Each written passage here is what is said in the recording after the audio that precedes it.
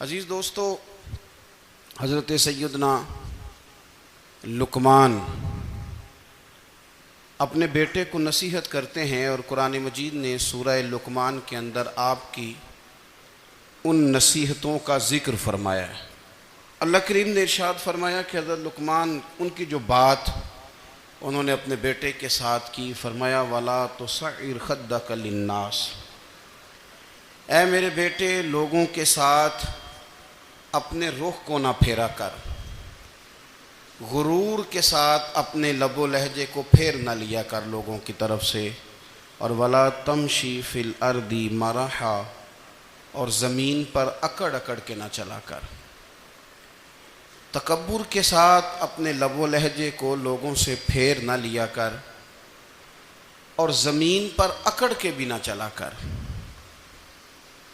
جناب لقمان اپنے بیٹے کو نصیحت فرما رہے ہیں، اور اللہ نے اس کا ذکر قرآن مجید میں فرمایا ہے۔ اسلام ہماری تربیت کرتا ہے ہر موقع پر،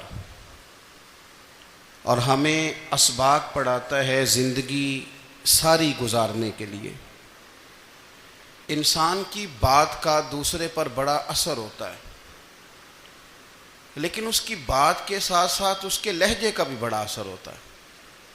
کھانے کا بھی بڑا اثر ہے، لیکن کھانا آپ کس برتن میں رکھ کے دے رہے ہیں اس کا بھی بڑا اثر ہے۔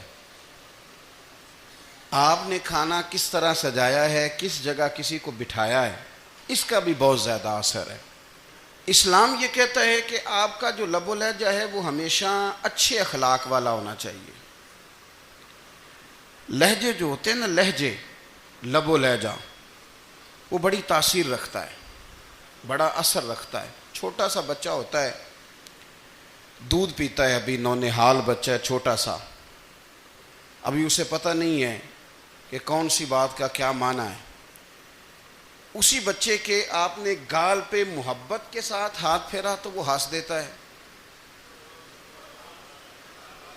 لیکن اگر آپ غصے کے ساتھ اس کی گال پہ ہاتھ لگاتے ہیں تو وہ رو دیتا ہے۔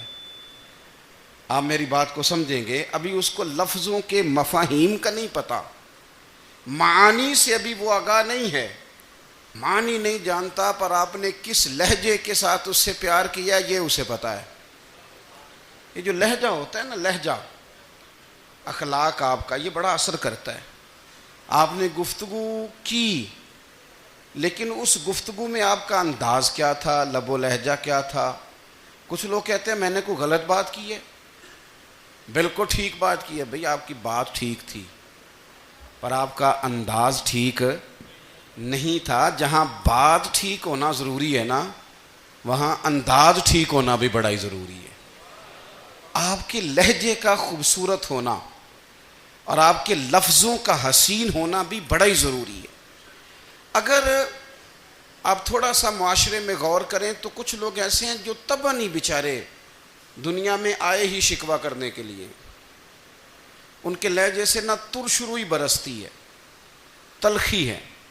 وہ جی میں فلاں آدمی کے پاس گیا تو اس نے میری بات نہیں سنی، فلاں شخص سے میری ملاقات ہوئی، میں نے وقت گزارا پر وہ بندہ ٹھیک نہیں نکلا، فلاں کے ساتھ میں آگے بڑھنا چاہ رہا تھا پر میرے معاملات چل نہیں سکے۔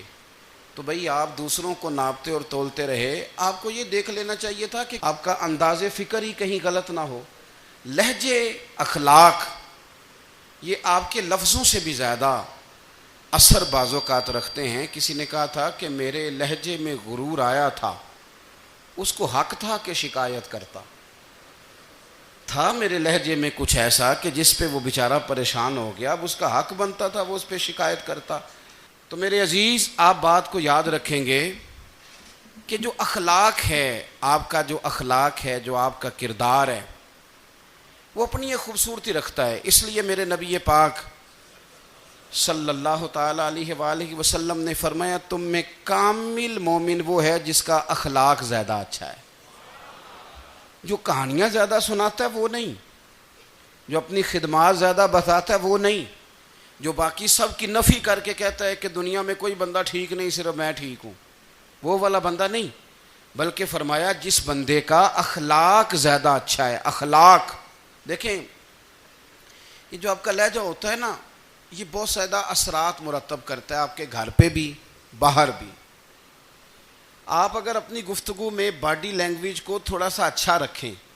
کچھ لوگ ایسے ہوتے ہیں جو بات بڑی صحیح کرتے ہیں پر کچھ زیادہ ہی باتیں کرتے ہیں, تو وہ زیادہ باتیں کرنے کی وجہ سے ان کی جو صحیح باتیں ہوتی ہیں ان کا بھی وزن خراب ہو جاتا ہے, کیونکہ وہ زیادہ باتیں کرتے ہیں, ہر وقت بولتے ہیں, ہر وقت بات کرتے ہیں. تو جب وہ ٹھیک بات بھی کر رہے ہوں تب بھی ان کی بات کا لوگ اثر قبول نہیں کرتے. لیکن اگر ان کا لہجہ باوقار ہو, بات وہ تھوڑی کریں پر جتنی کریں ذرا سونی کر کے کریں, گفتگو میں خود بخود اثر پیدا ہو جائے گا.